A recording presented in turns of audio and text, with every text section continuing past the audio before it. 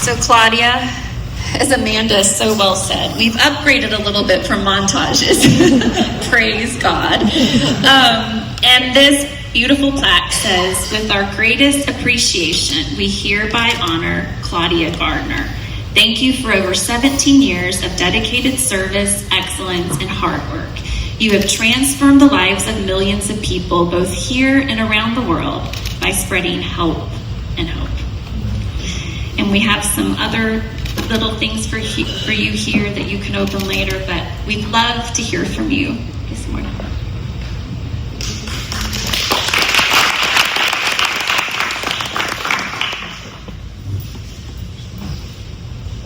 I'll have a hard time keeping it together. But thank you all so much. I just count it an honor to be here, have been part of the World Help team for so long. I tell everybody, it's not just an organization, it's a family. And we all support each other, and I felt that support so deeply when I was diagnosed with cancer, and I knew I had a team of people praying for me and helped me get through it. So thank you so much. I guess if I could challenge you with anything, it would be to keep your eyes open for what God is doing. Sometimes we hear reports and we hear the great stories, but just keep your own personal eyes open to what He's doing in your life and what He's doing around the world. Some of you may not know this, but when I was 19 years old, I was part of a team led by Roscoe Brewer, who is Vernon's uncle. He took me on my very first mission trip, and he took Vernon on his very first mission trip. So he was very instrumental in my life and Donna's life and Vernon's life. And I was 19, and there had been an earthquake in Guatemala. And we drove a team from Lynchburg all the way to the hills of Guatemala. And we spent the whole summer there. And it was, World Help trips now are not like those trips. We had one truck that followed us. We had a 7 caravan group, and the one was a large truck that had all Army rations in it and supplies. And we made our own tent city. We were up in the mountains during the rainy season, and it was life-changing for this 19-year-old girl. Had never been out of the country before. You didn't even need a passport back then. You just showed your birth certificate and they let you in. But it was a wonderful time. We helped reconstruct 10 church buildings that had been destroyed. And we did evangelistic meetings at night, construction in the daytime, and basic survival. We dug our own latrines and made our own showers, and it was what you would call extreme missions back then. But a few years ago, well, no, not even a few years, just a couple years ago, a pastor that was working in Guatemala and was asking me a lot of questions about the history of the Catholic Church and about Mayan worship, the way they worship the spirits and everything. And so I started doing some research online. And I came across this article that said pretty much Guatemala was 98% Catholicism. But it wasn't regular Catholicism like it is here in the States. It was all mixed with Spiritism and the worship that the Mayans had. And but until 1976. And that was the year my team was down there with Roscoe. And it said that year, after the earthquake, so many evangelical groups went down to offer help. We did help with food. We did help with reconstructing buildings. And we offered help, but we also shared the gospel. So way back then, we were doing the help and the hope. And it said that year was the beginning of the explosion of the evangelical church in Guatemala. And now they say, the statistics shows that by 2030 there will be more evangelicals in Guatemala than there will be Catholics. And I sat there and reading that article and was just in tears, and I thought, God, I had a little tiny part of that, because everywhere we went that summer, we shared the gospel. The last 2 weeks we were did crusades all through Guatemala City in the high schools. And we saw hundreds of people come to Christ.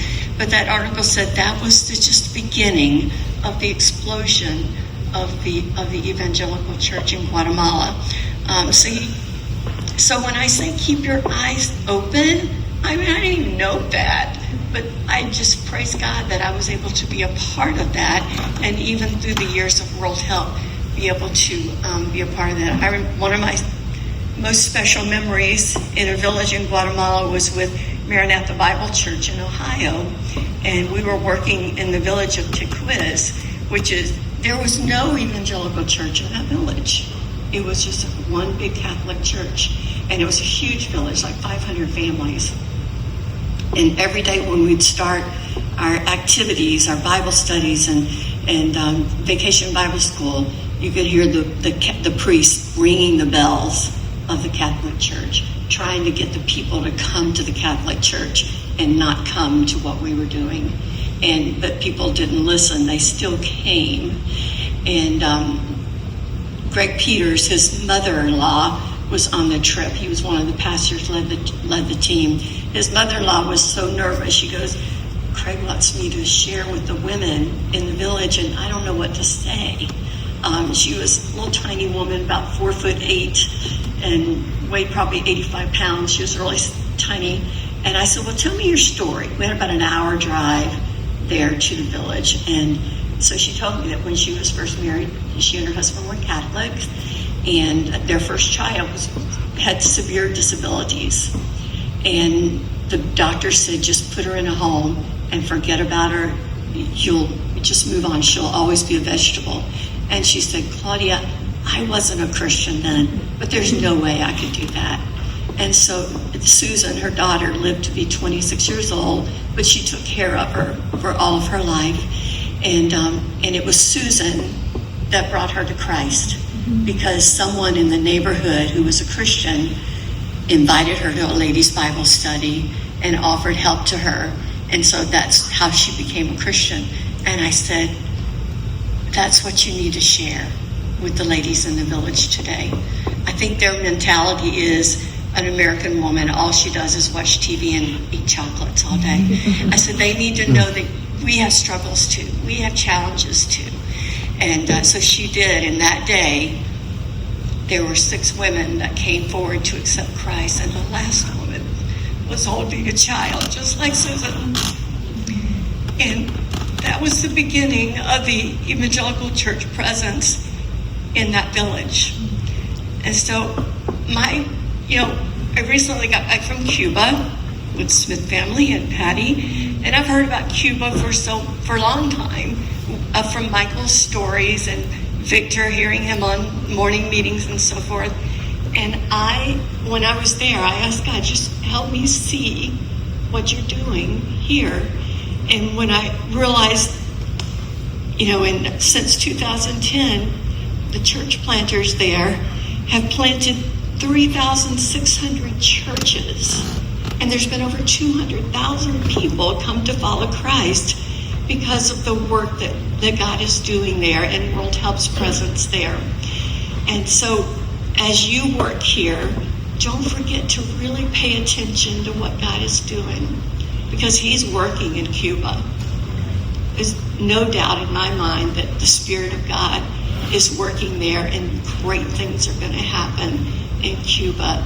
And to realize that what you do every day for World Help, you're having a part in what God is doing in Cuba.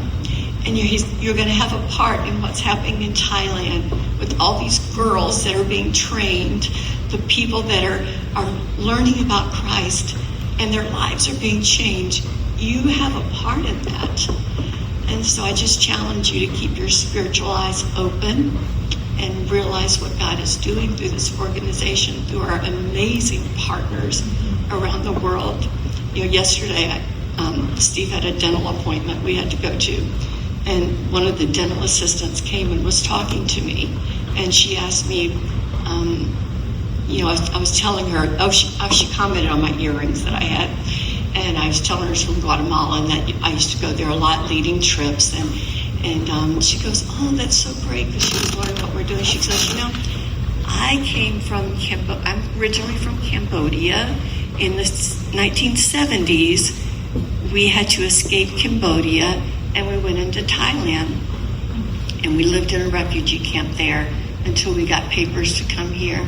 And I remember as a little girl, I was 6 or 7 years old, standing in line with my bowl, waiting to get some food.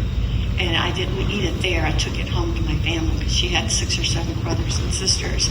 And I had this big flashback, another trip with Roscoe Brewer in Thailand, working in those refugee centers, giving blankets and children's toys at Christmas time. And it was just amazing to see, and to know that she was one of those children that we were able to minister to. And now she's here, and she's a believer and is so thankful for all that God has done in her life. So just really pay attention to what God is doing. Noelle made me laugh out loud the other day on morning meeting when she said his advantage of getting older is to be able to look back. And I thought, oh, she's so young and she's saying that. But it is true. You can look back on God's faithfulness. You can look back on what he's done through your life and in your life and all the effects of it. So there's some things in heaven we won't know until we get there, about people that we've met, people that we've been able to impact. But this is an amazing, amazing ministry, an amazing team. God has done great things through World Help, and God will continue to do great things through this organization. So I will always be a part of the World Help family, and I'll always share about what you guys are doing. And so I just praise God for the opportunity. So thank you.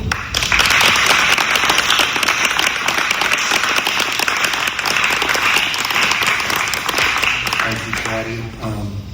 You want to go back and sit with your family.